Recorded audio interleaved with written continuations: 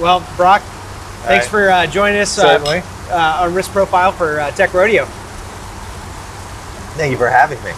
Well, this is an honor for me. You know, I also went to Rice and studied chemical engineering, and while I was doing problem sets, I used to sit and be drinking a beer. Obviously, I actually had a professor that said that the only way we could get through thermodynamics was to take a six-pack and walk around and think about what we were learning, because it was required, in his estimation, like a lot of mental gymnastics, I guess, to get to square one. So I wish I had him as a professor. I had Ildız Dayızatoglu, which you had to spell her name correctly or you failed the test. Oh my gosh. Well, Rice has so many quirky professor stories like that. Did you hear that they're taking Abercrombie down now? No. Yeah, they're gonna rebuild it. Apparently, it's gotten too cramped, so it'll be interesting to see what they put up there. I spent many an hour in frustration trying to make it through. It's like, why don't I just go hang out at St Arnolds and make beer? that was a thought. Well, that's clearly where I ended up. So, walk me through a little bit of the early story as it relates to what was the key point for you that decided to make that leap into starting a brewery. When was the light bulb? So for me, after college, I went into investment banking, very unrelated field, although the business background that I got, the understanding of finance, proved invaluable for me. But it was a combination of things. It was having my grandparents had recently passed away, and you kind of get reflective at moments like that. Realized that money wasn't my big driver in life, that I wanted to do something I was truly passionate about. I loved brewing. I was passionate about brewing. I'd been home brewing since I was at Rice. Not an official part of the curriculum back then. but it is fun. and I had a boss from hell. Yeah. And all of those kind of came together, and I said, now's the time. I'm young. Houston was the largest city in the country that didn't have a craft brewery. Yeah. So I loved Houston, fourth largest city. I'm like, this is going to be easy. I was mistaken on that point. Oh, classic. I think, so for you, just really identifying a gap, stepping into the market, somebody's got to do that. The flip side of that coin is people telling you, nobody wants to drink craft beer. Like, what was that opposition like? Did you see that? Like, how did you deal with that as you were raising money and getting started? It was,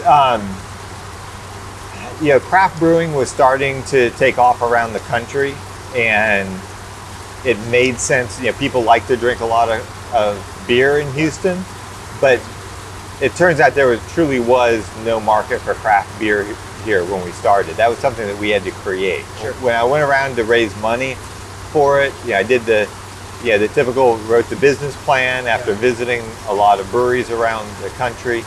At that point, there were just under 100 shipping craft breweries. Wow. Today, I think the number is around 8,000. Wow. And I visited about a quarter of those. I went around to different friends and family, business people in town. Raising money is kind of an interesting operation where you get turned down by a lot of people. It's like everybody's waiting for somebody else to invest. Once you get a couple of people on board, though, suddenly, it's like the floodgates open, and at some point you have to actually start telling people, no, we're full. I suppose that's a good problem to have. So you've raised money, you've gotten started, you started creating this beer.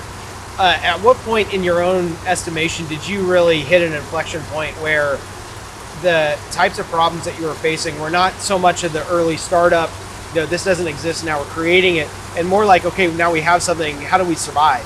Like, when did that happen for you? Well, I kind of break down our stages of existence as, so opened in 1994. Yeah. And it was all about trying to educate the public about who we were, what craft beer was, getting people to come visit the brewery, giving beer away.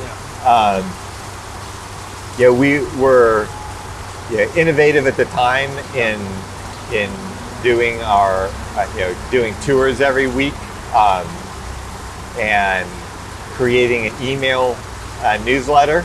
That kind of people having personal emails started right about the time that we opened up, and we started getting people's email addresses, which is funny. People were very willing to give them out in 1994. So we kind of started to harness, I'll call it social media, although it wasn't technically what we think of as social media today. But it allowed us to communicate with our customers in a much better and less expensive and more immediate way. It's also interesting, on our newsletter, back when we had 500 people on it, we would send it out. We would get a couple hundred conversational responses from our newsletter. Today we send it out to 100,000 people, and we'll get 1 or 2 conversational responses. Conversation occurs in other places. But the first 10 years were really about building a market. We continued to focus on quality throughout, and I think that was something that really helped us, because the quality of the beer from other breweries at the time wasn't as good, and most of those breweries failed. We stuck to we were very singularly focused. We had a mission statement, which was brew and sell the best beer in Houston and create an institution that the city was proud of. And that was what drove us. Our mission is pretty much exactly the same today. We've refined it slightly. But then at some point, we kind of hit a critical mass, or hit, our awareness reached a tipping point in people's minds, that we started to see our sales really start to grow. I always tell people, after 12 years, we became an overnight success. And for the next 10 years, our challenge was no longer sort of the existential "will we make it" question. It was much more of a how do we manage growth. We grew our compounded annual growth from 2003 to 2014 was 23% a year. Awesome. And at that point, kind of having a budget, worrying about costs, that wasn't the primary issue. The primary issue was how do we maintain capacity? How do we stay in front of capacity? How do we keep the shelves full? Because that can be a real killer. If you start running out of beer on the shelves, you may say, hey, our sales are going up. This is great. But grocery chains, they don't like having empty shelves. And if they'll give you a pass a couple times, but if it keeps happening, they're going to boot you out of their store. So it was about adding equipment. It was about expanding. It was about adding people to the team while maintaining our culture, maintaining our focus on quality. Eventually, we outgrew our original facility and had to find a place to expand to, and that's when we purchased our current building and campus and expanded here.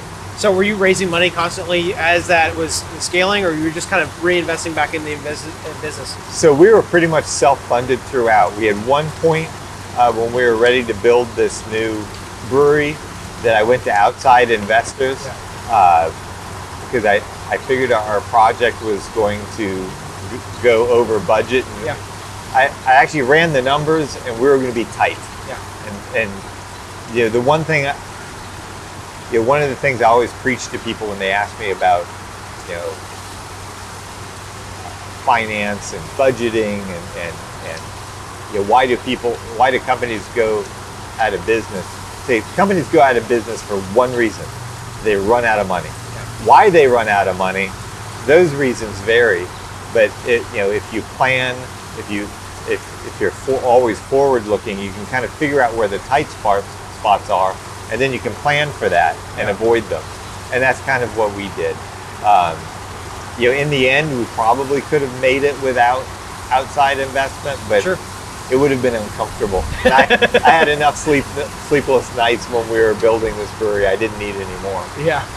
But So that was the only time that we raised outside capitals since we first started. so is that, do you credit, I'm sure that's not normally the case right now. Were you able to do that because of the team that you hired, because of some special understanding, because you were first? Like, what do you think was part of that key mix for you that allowed you to kind of bootstrap the company like that? I would say it's quality of people. Yeah. I think, it was a combination of my own financial background. That, as I mentioned before, that was really invaluable. Being able, you can't run a company if you don't understand finance. Yeah. And you either have to have that knowledge yourself, or you have to be able to bring somebody in pretty quickly who can help with that. And then I think we were always conservative in how we grew. We never got ahead of ourselves. Yeah. It was very much organic growth. We never went for rapid growth. We never made a bet on something. Yeah. And I think the fact that we were first has kind of helped us have this nice steady growth. I also think that we focus on things that aren't necessarily sexy, yeah, but are incredibly important, like quality, like culture, community. Yeah. We didn't expand geographically, which in the short run looked like a very sexy move. Yeah. A lot of breweries did it. Yeah. It's proved very painful to those same breweries. Yeah. When lots of local breweries started to open up, the breweries that had expansive national footprints found they couldn't compete in markets that were far from home. Yeah. So we never went through that painful experience. Yeah, that certainly makes sense. I just listening to the story, I see so many interwoven elements. Like, if you just change the verbiage a little bit, you could be talking about a tech company. I mean, your focus on quality and product is, commonly referred to as product-led growth in the tech world. The story about finding a product market fit and then hitting that kind of inflection point and really starting to scale. Is that because you think that entrepreneurship, that is really a class in and of itself, or is that because breweries are just happen to be similar to the tech world? Do you think it's more universal or more isolated? I think entrepreneurship is universal. Yeah. There's a certain personality, the person who wants to go out on their own. Yeah. The person who wants to lead, the person who wants to create. I think those are universal. I think the fundamentals of running a business are the same. Doesn't matter what the business is. I always tell people that the difference between successful and unsuccessful businesses typically aren't the sexy things. Yeah. It is the blocking and the tackling. It is the basics that really make the difference. Yeah.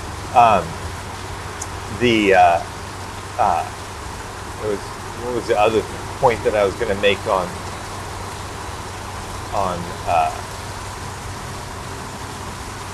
being an entrepreneur? I had an excellent point that I really haven't had that much beer yet, so it can't be that. Another interesting aspect of being an entrepreneur to me is people often refer to entrepreneurs as risk takers. Yeah. And I always push back on that successful entrepreneurs really aren't risk takers. They do lots of research. Yeah. They see an opportunity. They understand that there is risk, but they do everything they can to mitigate that risk. Yeah. And they also realize there is risk in not doing that, not seeking that opportunity. because the return on these opportunities can potentially be so great. Yeah. So I actually think entrepreneurs, when you look at the successful ones, are not at all risk takers. Yeah. They take very measured steps. They understand the pros and the cons and work really hard to ensure their success. Yeah. I think, that's certainly an interesting perspective. I think, I heard one of my fellow entrepreneur friends says that, all risk adjusted returns are equal. And so at the end of the day, in taking any step into entrepreneurship, you're also saying you're willing to fail. Like, do you see failure as like a black mark on anybody's record if they have taken a leap, or do you think it's part of the process? You tell that person to get up and try again. Like, what would you say to somebody like that? Yeah, to me, failure is only truly a failure if you don't learn from it. Yeah. If you learn from it, you will probably be better. Yeah. And the fact that you tried and you probably pushed yourself, you've learned new things. I don't think that there is any black mark in failure. Yeah. It's, I was lucky and it worked. And I do think that to some extent there is always luck in every successful endeavor. Yeah. People don't really like to think about it that way. Yeah. And I do think that successful people make their own luck to a large extent as well. But you can learn a lot in failure. And I think we all set out, and we probably all have a fear of failure, which drives us and makes sure that we don't fail. Yeah. I think that's pretty interesting, because I think, I was in a sports psychology class at one point, and the professor had a lecture that was talking about don't have a backup plan. You don't really need, because a backup plan is an excuse for when things get hard to redirect, and you might be close. When you hit those hard times, who did you have around you that really encouraged you, that really stepped in and kind of was there with you while you were, going through the depths? I certainly relied on, family, and, I had a business partner when we started who also went to Rice. We would bounce, ideas and commiserate with each other. I would talk to other brewers around the country. Some of the national gatherings, like the Great American Beer Festival and the Craft Brewers Conference. Yeah, that's the one in Denver. Yeah, you would go and talk to other people and really get energized again. But more than anything, I think it comes from yourself. I think when I really think back about, when I got down, how did I refocus? I go on long runs and think about it, and I would go through the whole process, because there were moments 5, 6, 7 years in where it was not certain that I would be doing this 20 years from now, or almost 30 years from now. And I would think about, well, what other things might I do? Go back to investment banking. Is there another business I would want to do? And I would kind of go through that process, and I would realize this is the best opportunity I have. This is something I'm passionate about. Kind of, you clear your mind of those other thoughts and just get back to, okay, what do I need to do? What do I need to do to survive? Let's just look a little bit ahead. What are the next steps? What's my long-term goal? What's the path for getting there? Yeah. You can't get from here to here. You have to. It's a process. Yeah. But you have to know where you want to go if you're planning on getting there. Yeah. I think I totally agree with that. Going back to your mission statement, you kind of mentioned about becoming a Houston institution. Mm-hmm. When did you say we checked that box off? Was it getting the logo on Minute Maid Park? Was it what was that for you? I don't know that there was one moment in time. Yeah. Because everything occurs so gradually. Yeah. Also, I tend to be really bad about celebrating milestones. You brew beer, man. I would be celebrating every day. Well, it is one of my shortcomings, and it certainly can interfere with happiness. Yeah. But it is good for driving a company forward. Yeah. Which is, I always have this fear that, well, if we celebrate this milestone, but we're not at the finish line yet. We need to keep going. Maybe everybody's going to quit because we feel like we've already gotten there. Yeah. So I do have to sort of force myself sometimes, and it's not one of my strong suits, and I'm sure my coworkers might agree with that. But Everybody's experience is a little bit different. When we were starting our tech company, we focused on targeted milestones that were points, because for us, reaching a milestone was never a finish line in absolute, because it was always one of the milestones on the chart. But every time we hit that milestone, we had a party. And what we found in our experience is it really actually built a lot of momentum for the company, because those milestones, when we set them, they looked really, really, really far off. But when we got into it, we started ticking them off like one after another, and we were having a party like every 8-9 weeks, and it was fantastic. I think that is critical, and it really does, and it keeps the morale high. Yeah. And I think that's important. I would say, to me, the real moment of feeling like we've made this institution that the city's proud of was when we completed this beer garden. This to me was, I was not building this for financial gain. Yeah. I was building this because I wanted to make a statement about what St. Arnold was. I wanted to create a destination for beer lovers, not just in Houston and Texas, but around the country and around the world. And we've really seen that. I mean, this is a tourist destination. People come straight from the airport, with their luggage to have a beer here sometimes. Well, that's got to feel so good. But day in, day out, we are a place that the locals come to. Yeah, absolutely. And I know my family and I are definitely here on a regular basis. Going into kind of like Houston as a city, and do you find the community here in Houston as really wanting to participate together in building the collective perception of maybe Houston craft brews? Do you find people want to kind of carve out their turf and like, well, I've got the best IPA and I've got the best Pilsner and I'm going to really focus on that? Like, how have you found the community, and is that by design, and how does creating a community happen? Well, I think first off, Houston is a highly business oriented community, and one where people celebrate each other's successes. Yeah. And I think that's true throughout the entire town. And from its history, it has been highly entrepreneurial. Nobody cares who your mommy or your daddy are here. Yeah. They don't care where you're from, what you look like, anything. It's just, what do you bring to the table? And I think the craft brewing community here really reflects that. And we support each other. We have a history of doing that since I opened the brewery 28 years ago now. Yeah. We see it in our monthly brewers meetings. We share knowledge freely. We share yeast freely. I mean, we literally, people will come here. It's like going next door and borrowing a cup of sugar.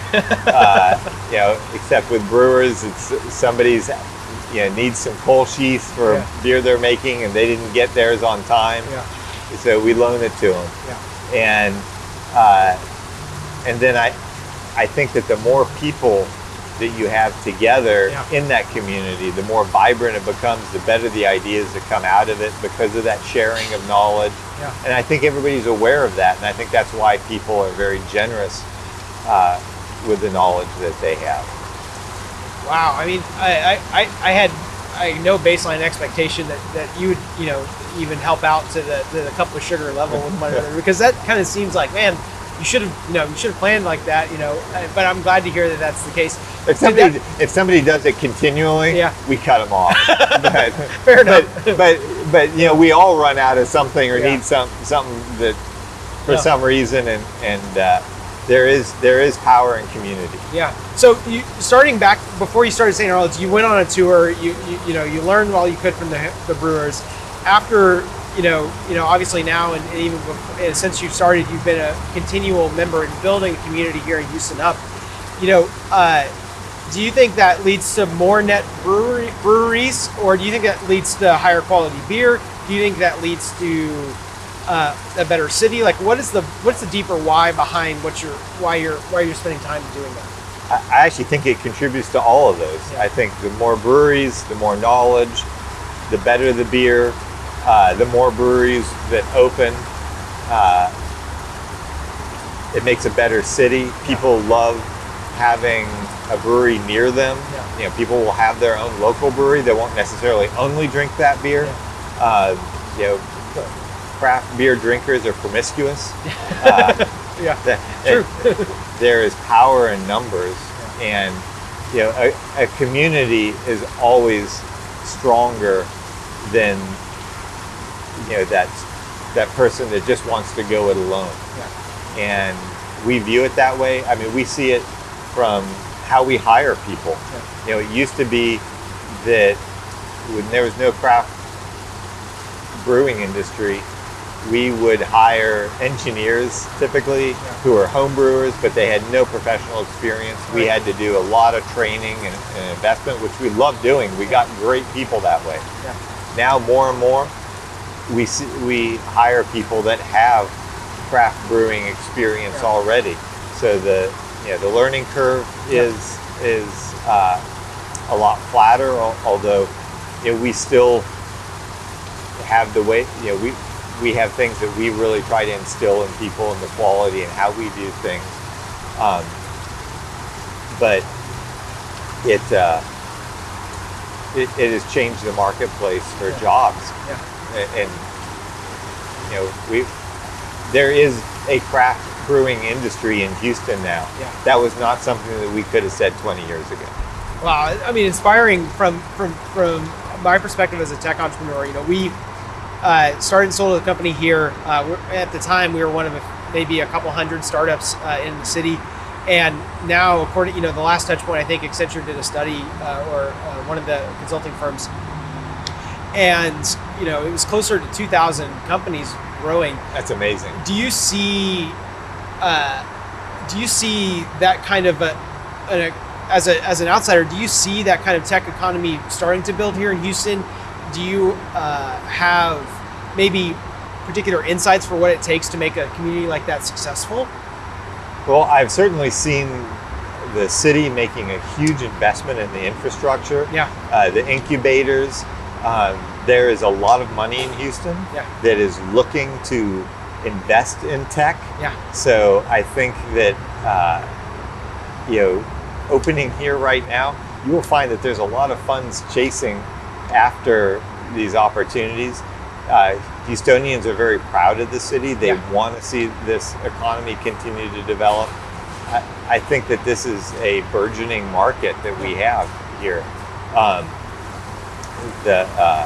When you look at the intellectual capital that's here between the oil and gas industry, the Texas Medical Center, NASA. Yeah. I mean, you have a real brain trust, and people are already drawn here for other industries, and naturally some of those people are going to be more entrepreneurial and want to be either starting new ventures or joining new ventures.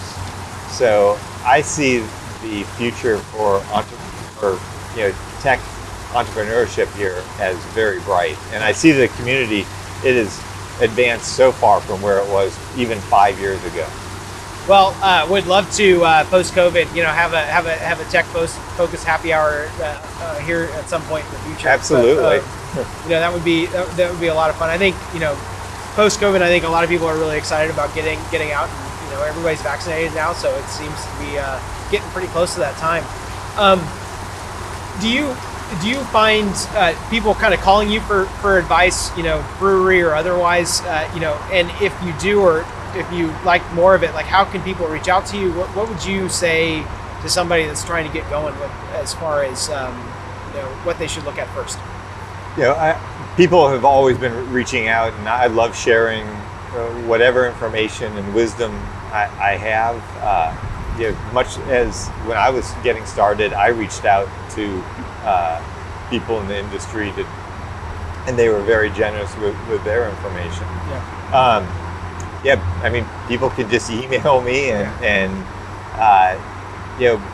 my advice is usually do your research, focus on quality, make sure you understand the finance and the business, make sure you're well capitalized, and plan to work hard. I was going to say work your ass off, but I don't know. I think it's appropriate. But, well, Brock, longtime dream of mine to sit down and talk with you, and I think really exciting to be able to do this in the context of Tech Rodeo and something the city is trying to do to kind of become a focal point for the growth in businesses here in Houston. I think it's a city that's really primed for growth, especially as we hit major disruptions and people are finding themselves kind of looking, is entrepreneurship a path for me? Can I take that next step? And I think everything you said really hints at, that people kind of helping discover that journey on their own. But really appreciate your time. Look forward to happy hour here with the tech community sometime in the future. Oh, absolutely. Cheers. Thanks for coming out today. Enjoyed talking with you. So do you find entrepreneurship is pretty much universal, or do you feel like brewing is its own special brand of entrepreneurship? So I have long argued that entrepreneurship, when people say that they want to take a course in entrepreneurship, I believe entrepreneurship isn't like a course. It's not a single skill. It is a mindset, and it's also there are the commonalities about it, but I think the biggest commonality is different for every single thing that you do. It's having a lot of experience and knowledge in whatever the pursuit is that you want. It's understanding the markets. It's getting seasoning yourself. It's going and working for somebody else. To me, one of the most important things is working for somebody else. Having a great boss and having an asshole boss. Yeah, you gotta have both. You don't appreciate the great bosses unless you've had the asshole boss. Yeah. And then you go, okay, I know what I want to do, how I want to, carry myself, and what it's like to be treated well as a subordinate, what it's like to be belittled as a subordinate, and how unhelpful that is. Learning how to read people well, learning how to